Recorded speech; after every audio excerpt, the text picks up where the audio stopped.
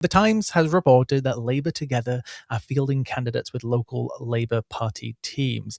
Now, basically, the story goes that they were asked who would be like the best chance of winning leader. They specifically said the best chance of leading Labour into an electoral victory at the next general election compared with Starmer, and to rank them against those that they would be likely to vote for in a leadership. So again, this is, Labour Together, the organization which apparently, according to multiple books, multiple reporting, ousted Jeremy Corbyn, helped manufacture or exacerbate the anti-Semitism scandal, put Keir Starmer in power. The same group are apparently fielding these candidates and asking members who they would prefer. But in total, 8 senior Labour politicians were named alongside Starmer.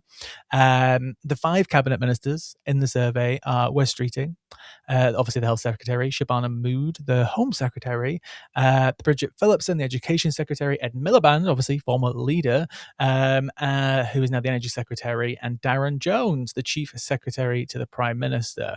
But Labour Together also listed Angela Rayner, Andy Burnham, and also Lucy Powell on this list. Now, we don't have access to like the data that they gathered. Labour Together specifically said that they were just doing this to gather more data and compare it to some other polling that they have.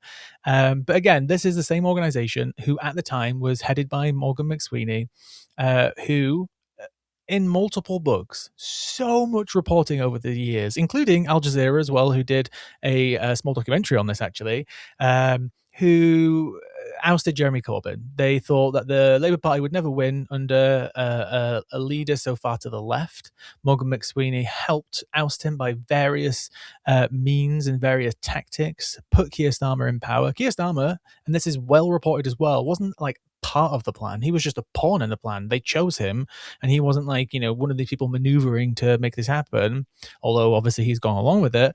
And now obviously trying to replace Starmer, if you believe the reporting and interpret it in the way a lot of people have.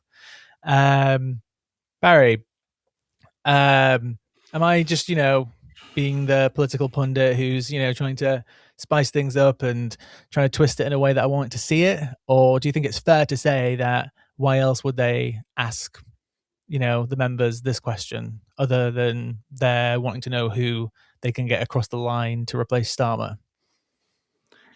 This is so boring. Like, not you doing this story, but this list of people that they've come up with. I don't think you're being conspiratorial. Look, we know how influential Labour Together is, and like you said, there's been amazing reporting, including this recent book that's come out. I'm sorry, I forget the name of the author, and I haven't read it yet. But there's this book on Labour Together and on Morgan McSweeney and on the influence that they have, which shows, right, that they're incredibly influential. And yes, they had a key role in ousting Corbyn and coming up with the sort of anti-Semitism fiction and installing Starmer. Oh, that's a bit of an extreme word, but backing Starmer. But when you look at the list of people who they're putting forward, you might look at Andy Burnham and think, well, that's quite surprising, because I'm sure Labour Together, but maybe they're just, testing the waters there to see what kind of support he has. But, if you look at some of the other ones, you could imagine that Labour Together might want to come in and replace Starmer. I mean, if I was Reform or if I was Zach Polanski, I would not be worried about any of those people, any of them. Like they're not going to save the Labour Party. Yeah, the only one.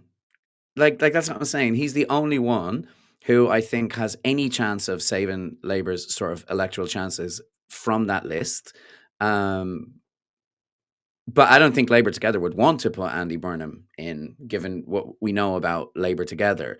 But there's nobody else on that list who would worry me at all. No one. Again, I keep coming back to this thing of Labour are in an incredibly difficult position because they're attacked from the right and they're attacked from the left. So strategically, that's really hard for a party. But no one on that list is going to save them, except perhaps Andy Burnham. But I don't think that Labour Together will be interested in installing him, I guess is what I'm saying. But they have created this mess, right? And it's not just a case. I'm not going to go through all their failures and their bad political moves, but in terms of internal party, right? 2 get rid of Jeremy Corbyn.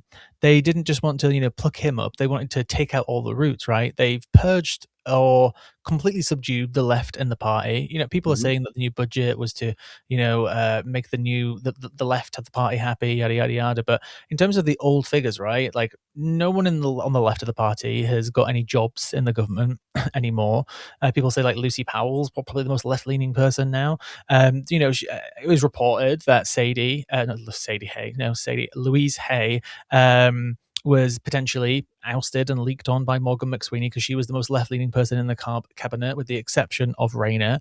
And essentially, they've purged the left of the party, right? And to do that, they've made the party so right wing within the context of Labour that they have no one else appealing left.